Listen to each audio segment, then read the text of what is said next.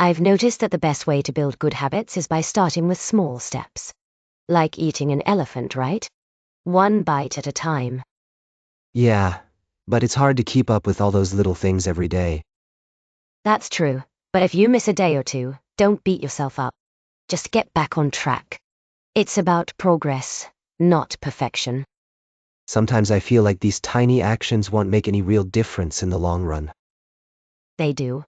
Small actions add up over time. Take reading, for example. If you read just 10 pages a day, you can finish a book in no time. True, but what if you forget? Set reminders, or find a routine that fits your life. Like after brushing your teeth before bed, maybe you pick up that book again. That could work. But what about when motivation fades? Keep your goals visible and celebrate small wins. A victory dance might be a bit much, but a pat on the back helps too. Pat on the back sounds good. Easier than a victory dance. Exactly. And remember, consistency is key. Even if you only do a little each day, sticking with it will pay off big time later.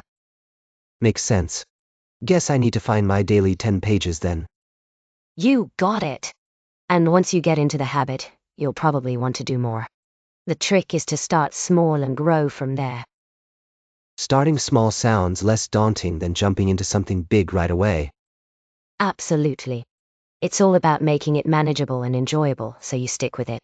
So what small step are you thinking of taking first? Maybe I'll start with 10 minutes of meditation each morning. Perfect choice. Meditation can really help clear your mind and set the tone for the rest of the day. Hopefully it sticks this time around. It will if you give it some consistent effort and don't worry too much about perfecting it right away. Speaking of habits, have you ever thought about what triggers your bad habits? Not really. I guess I never paid much attention to it. It's important to identify them because once you know what sets off those bad habits, you can start avoiding or managing those triggers. Makes sense. What kind of things should I look out for?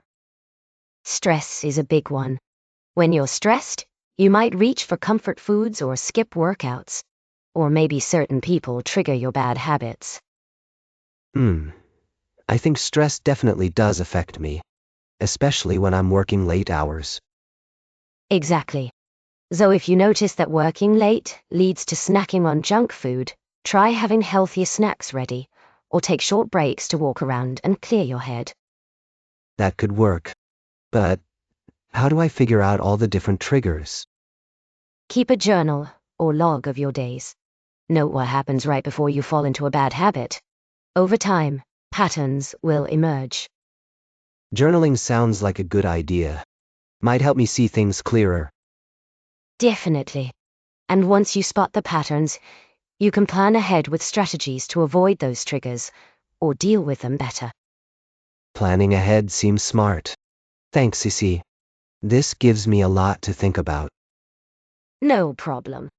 Identifying and managing those triggers can make a huge difference in breaking bad habits and sticking to good ones. Agreed. Starting with small steps and being aware of my triggers should help a lot. Absolutely. You've got the tools now. Just put them into practice and watch the changes unfold over time.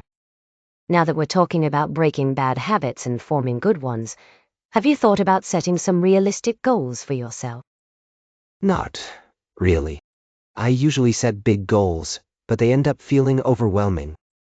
Setting smaller, achievable goals can actually help a lot. For example, instead of saying you want to exercise every day, start with 3 times a week. 3 times a week sounds more doable. Exactly. And once you hit that goal consistently, you can gradually increase it. It's all about making steady progress without getting discouraged. That makes sense. How else can I make sure my goals are realistic? Make sure your goals are specific and measurable. For instance, if you want to read more, aim to read for 30 minutes each night rather than just saying you'll read more books. Specific and measurable. Good point. That way I can track my progress easily. Right. Also, give yourself deadlines. Having a timeline helps keep you accountable and motivated. But remember, the deadline should be realistic too. Deadlines can be helpful. I'll try setting weekly or monthly targets. Great idea! Weekly or monthly targets work well because they're short enough to stay motivated long enough to make significant progress. Sounds like a solid plan. Thanks for the advice, Cece. You're welcome. Remember, the key is to take it one step at a time and celebrate each small success along the way.